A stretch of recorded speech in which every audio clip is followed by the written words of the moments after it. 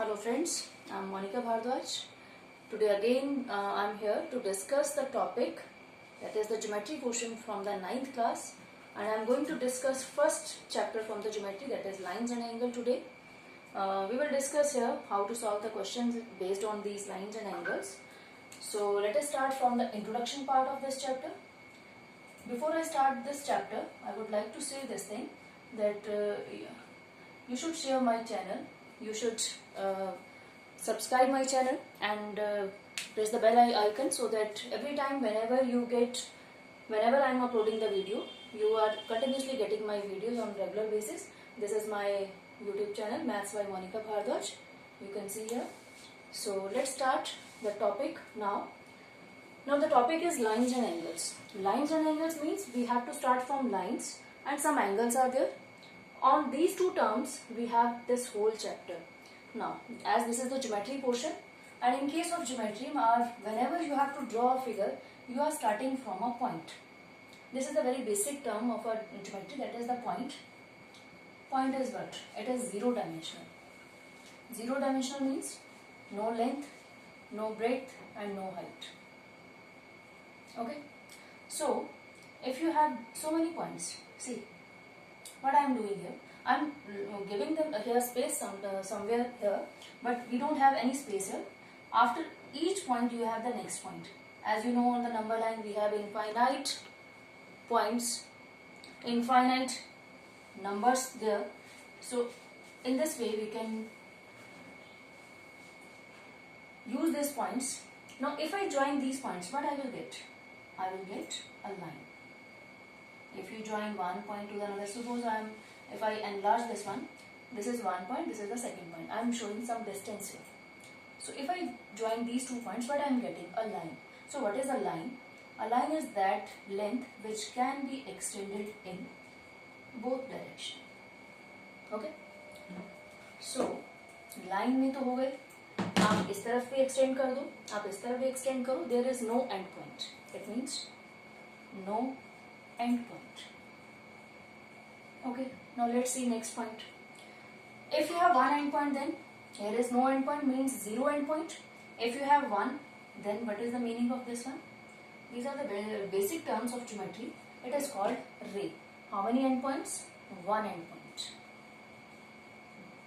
Okay.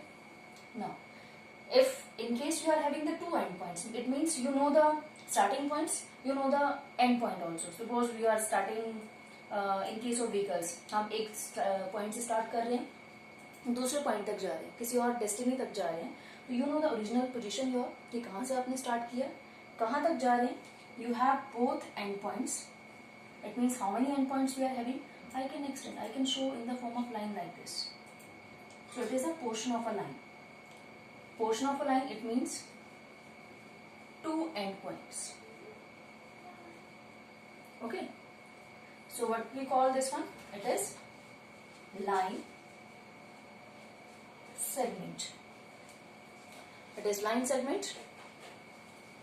So this one is no end point. It means it is a line, zero end point. If you have one end point, it is called ray. If you have 2 end points, then it is called as portion of a line, that is a line segment. Okay.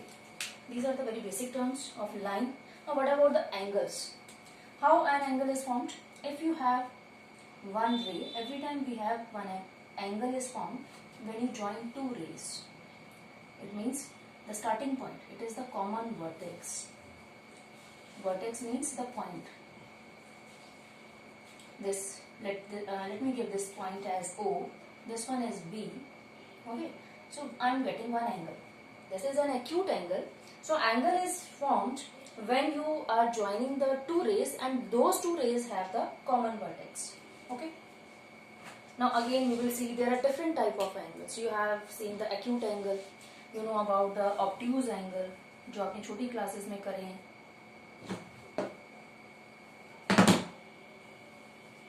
Acute angle, then right angle, then obtuse angle. तो ये जो बहुत simple सी terms हैं लेकिन सबको पता होनी चाहिए. फिर आपके स्ट्रेट एंगल में क्या है? The angle made on a straight line. Then you have the complementary angles. बहुत सारे एंगल्स हैं. Reflex angle, complementary angle, supplementary angles. So one by one we have to know what are these angles: complementary angles, adjacent angles, complementary angles, supplementary angles, adjacent angles. Adjacent angles are important because some students are having doubt in those. Adjacent 7th 8th तक होते हैं तो थोड़ा सा doubt हो जाता है कि ये एंगल्स कौन से हैं. फिर जब पैरेललोग्राम इनके क्वाड्रिलेटरल्स आते हैं तो एडजेसेंट एंगल गलती से वो कुछ और ही बता देते हैं. Adjacent angles. Then you have the pair of angles. These are also pair of angles. This is called linear pair also, जो भी इस कैटेगरी में आता है, linear pair. Okay. In the form of angle we have reflex angle also. We have vertically opposite angles also. So that we will see one by one, because vertically opposite angles and adjacent angles, linear pair, these are some terms which we will use in this chapter. So later on after this I will discuss them. Acute angle, that is less than 90. A right angle, that is equal to 90. Obtuse angle, greater than 90. Straight angle, equal to 180. Now what are complementary angles? These are the pair of angles. It means sum of two angles when it is equal to how much? 90 degree. Then we call these are the complementary angles. Supplementary angles, those pair of angle whose sum is 180 degree. I think you all are aware of these things. Now adjacent angles. What are adjacent angles? How these are made? See, if I have this ray OA, one angle is here, it is B point, one angle is made here. Now adjacent to this one, we have the second angle like this one. So these two angles will be adjacent. Now what are the properties of adjacent angle? Adjacent angles, they have common vertex, one property. मैं दो angles की बात कर रही हूँ. This is angle 1, this is angle 2. Angle 1 is adjacent to angle 2. And adjacent angles में इनका common vertex है. Second, इनकी एक common arm होती है. OB is the common. OB इस एंगल के लिए भी है, OB इस वाले एंगल के लिए भी, दोनों के लिए कॉमन आर्म. और दूसरा जो एंगल बनता है, एंगल 1 जैसे बन रहा है, एंगल 2 बन रहा है, वो दोनों नॉन कॉमन आर्म्स के बीच में बनते हैं, वो उसके बाहर नहीं जाएगा. OA and OC are the non common arms. So adjacent angles are between the non common arms. So these are the properties of adjacent angles. What is linear pair? Linear pair is what? If you have like this is a straight line. Linear pair always you have on a straight line. Suppose I am having this angle and this angle. So sum of these two angles will be equal to 180. Linear pair means sum of angle is equal to 180. Or in case you have the sum of angle equal to 180, then you will directly say it is making a line. अगर हमें ऐसा कुछ मिल जाए कि angle AOC and angle BOC इन दोनों का सम 180 आ रहा है, तो मैं क्या कहूंगी कि AOB is a line, because line के ऊपर ही लीनियर पेयर बनता है. Linear pair, angle, pair of angle on a line. Now reflex angle. What is a reflex angle? So let me draw here. Okay. Suppose I am having reflex angle. If I see the definition here, the angle which is greater than 180 but less than 360. Greater than 180 degree but less than 360. Now you know the complete angle. If this is the starting point, now this complete angle, I am showing this complete angle by dotted line. This one is the complete angle. Now if I have to find the reflex of this AOB angle I have taken here, AOB, reflex of this angle, it should be greater than 180. means it जो value उसके reflex angle की आएगी वो 180 से तो बड़ी होगी लेकिन 360 से कम होगी. So angle AOB if I have to calculate, it is equal to 360 minus इस 360 कंप्लीट एंगल में से ये एंगल जो आपको गिवन है उसको माइनस करो, AOB. You will get, if you subtract this value, जो भी वैल्यू होगी 30, 40, 45 कुछ भी वैल्यू है वो माइनस करके जो आएगा that will give reflex of AOB. reflex AOB is equal to 360 minus AOB. So this one is here. ये तो एंगल्स हो गए. अब एंगल्स के बाद कुछ एक देखते हैं कि डिफरेंट. उससे पहले आप एक बार गो थ्रू हो जाओ. जैसे हमने बेसिक पॉइंट है, बहुत सिंपल सी टर्म कि ज्योमेट्री जब भी स्टार्ट होती है डॉट से स्टार्ट होती है. उस डॉट्स को आपने बहुत सारे डॉट्स को ज्वाइन किया तो क्या बन रहा है, एक लाइन बन रही है. What is a line? Which have no end point. आप एक्सटेंड कर दो, एक तरफ जा रहे हो दूसरी तरफ जा रहे हो, आपको पता ही नहीं है कि एंड पॉइंट कहाँ पे. That is a line. What is अ रे? रे में आपके पास स्टार्टिंग पॉइंट होता है. स्टार्टिंग पॉइंट्स मीन्स आपको ये पता है कि आपने कहाँ से स्टार्ट करना है, लेकिन एंड नहीं पता. You have only one and point. It is called a रे. लाइन सेगमेंट क्या है? Portion of line. जब भी आप ज्योमेट्री करते हो, कंस्ट्रक्शन करते हो, construct a line segment of this much length, तो लाइन सेगमेंट लेते हो, लाइन का कुछ एक पोर्शन लेते हो जिसमें दो एंड पॉइंट्स होते हैं. उसके बाद एंगल की बात हुई, तो एंगल कब बनता है? जब आप दो रे को ज्वाइन करते हो, उनका कॉमन वर्टेक्स होता है, ओरिजिनल पॉइंट सेम होता है, तो आप उसको कहते हो एंगल. एंगल की डिफरेंट फॉर्म्स हमने देखी जो अपने छोटी क्लासेस में पढ़ी हुई हैं. उसके बाद आपके जो 9th क्लास में इस टॉपिक में यूज होने adjacent angles, linear pair, reflex angle use होगा, सप्लीमेंट्री एंगल्स यूज होंगे, कंप्लीमेंट्री भी यूज होंगे. इन सारे एंगल्स को हमने अभी डिस्कस किया. अब हम देखते हैं लाइंस के साथ बनने वाले कुछ एक और एंगल्स. तो अब देखते हैं एंगल्स जो लाइंस के साथ बनते हैं. सबसे पहले वर्टिकली अपोजिट एंगल, जो हमें इस चैप्टर में थ्योरम भी करनी है. वर्टिकली अपोजिट एंगल्स, सारे ही एंगल्स आपके रे के साथ बन रहे हैं, बनेंगे वो तो. अब आपके वर्टिकली अपोजिट एंगल क्या है? If you have two lines and they are intersecting at a point, this is the O point. A, B, this is one line. C, D, this is the second line. If these two lines they are intersecting at a point, then we are having a pair of angles. This angle will be equal to this one. ये इसके equal हो जाएगा, and this angle will be equal to this one. ठीक है. तो हम इसको numbering भी दे सकते हैं. Angle 1 is equal to angle 2, angle 3 is equal to angle 4. तो वर्टिकली अपोजिट एंगल्स के पेयर कौन से हैं? Angle 1 is equal to angle 2 and angle 3 is equal to angle 4. ये कंसेप्ट भी यहाँ पे यूज होगा. उसके बाद एक लाइंस आती हैं, कॉन्करेंट लाइंस. ये तो लाइंस दो लाइन के साथ में. तो what about concurrent lines?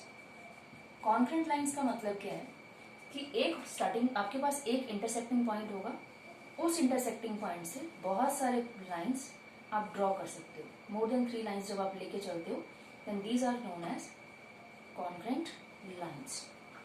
Okay. Concurrent lines में क्या है कि if more than 3 lines have common intersecting point, इसका इंटरसेक्टिंग पॉइंट सेम होता है, तो these are called concurrent lines. ठीक है. अब इसके बाद हम नेक्स्ट जो इसमें स्टडी करेंगे वो है पैरेलल लाइन और उसके साथ बनने, ट्रांसवर्सल लाइन, उनके साथ बनने वाले एंगल्स जो हमने ऑलरेडी जूनियर क्लासेस में भी किए हुए हैं. So let's see those angle also. एक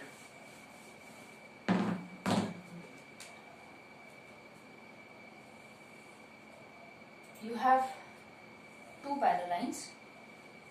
Let me give them name L and M. This is a transversal line.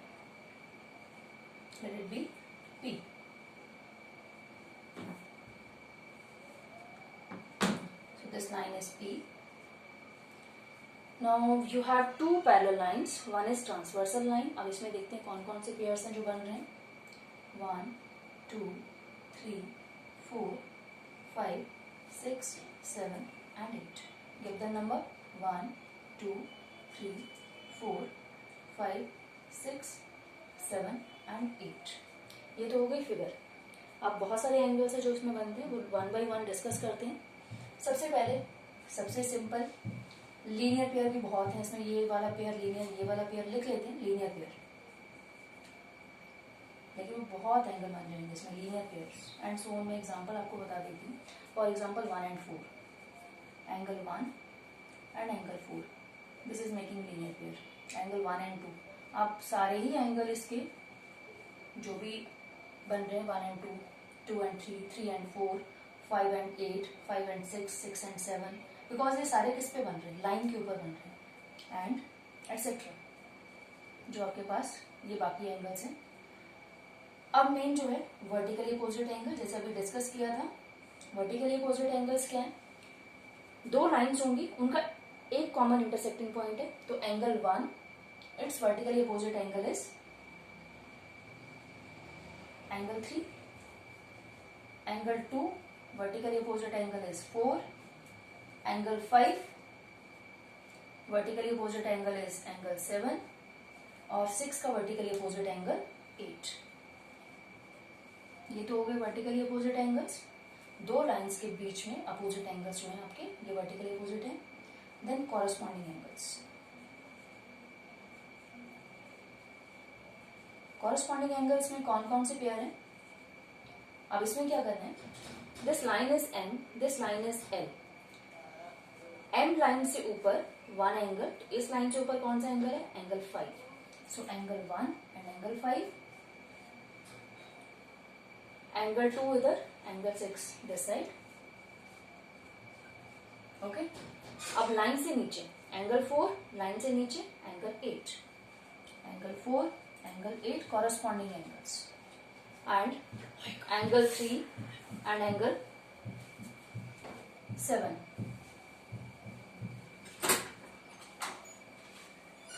Angle 3 and angle 7, these are the corresponding angles। तो इसके बाद ये corresponding angle अब है alternate interior angles। alternate interior angles क्या है?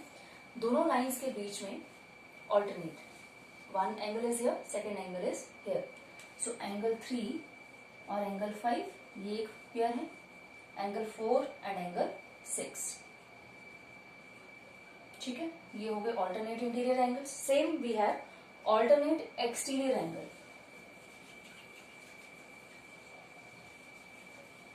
exterior angles। अब इसमें क्या है, ये भी alternate है, लेकिन ये दोनों लाइंस के बाहर होंगे। ये लाइन है, ये लाइन है, इनके बाहर। अगर एंगल 2 है इस तरफ, तो एंगल इसका alternate exterior कौन सा है? 8। Angle 2 and angle 8 and angle 1 और एंगल 7। अब इसके बाद ये आपके एंगल्स हो गए डिफरेंट। इसके बाद एक और कंसेप्ट है जो इन लाइंस के बीच में हमें लेना है, वो है co-interior angles. Sum of the angles on the same side of transversal. Co-interior angles, ये पेयर कौन सा है? और को इंटीरियर एंगल्स में दोनों एंगल्स का पेयर होता है 180 डिग्री, जो आपने चैप्टर 5 यूक्लिड ज्योमेट्री जब किया है, तो यूक्लिड ज्योमेट्री में हमने किया हुआ है कि अगर दो पैरेलल लाइंस हैं, वो पैरेलल तभी होती हैं जब उनके interior angles on the same side of transversal, उनका सम 180 होता है। तो कौन से पेयर हैं? एंगल 3, एंगल 6 और इस तरफ एंगल 4 एंड एंगल 5। इन दोनों पेयर्स का सम जो है, because these angles we are taking on the same side of transversal between these two lines, line M, line L, इन दोनों के बीच के एंगल्स हैं on the same side of transversal. And as these lines are parallel, this line M it is parallel to L. अगर ये parallel है तो एंगल 3 और एंगल 6 का सम 180 होगा, एंगल 4 और एंगल 5 का एंगल इनका सम 180 होगा। तो ये एंगल्स हैं जो हम इस चैप्टर में और यूज करेंगे। इनको अच्छे से आप रिवाइज करिए, तभी आपके क्वेश्चन जो 6.2 एक्सरसाइज है उसमें सारे क्वेश्चन बहुत इजीली आप सॉल्व कर पाओगे। You can see these questions, these angles। and then one more thing which I want to add here, ये तो पैरेलल लाइंस के एंगल हो गए। एक बहुत ही सिंपल सा कंसेप्ट जिसकी थ्योरम इस चैप्टर में हम सॉल्व करेंगे, उसमें है आपके पास angle sum property of a triangle. Angle sum property of triangle. इसका मतलब क्या सबको पता है? इन केस कोई ऐसा स्टूडेंट है जिसको नहीं पता, तो angle sum property of a triangle क्या है?